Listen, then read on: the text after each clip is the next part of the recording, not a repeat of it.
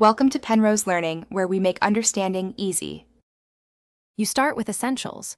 You must be signed into an administrator account and the HDMI cable already connected so Windows registers the device. Once done, open Settings, choose System then Sound, or right-click the speaker icon and select Sound Settings.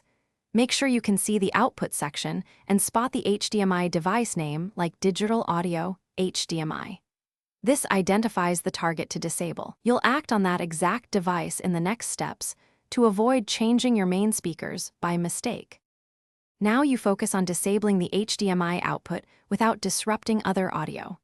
Click the HDMI device entry under Output and then open Manage Sound Devices.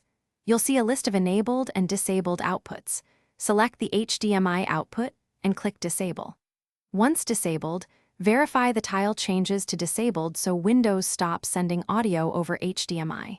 If your speakers aren't already default, make sure to set your preferred device as default to keep sound working. This prevents audio loss after disabling HDMI. Finish by testing playback in a media app or system sound test to confirm audio no longer routes over HDMI.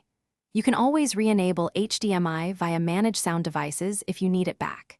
If audio still appears on the HDMI port, restart the Windows Audio service or reboot.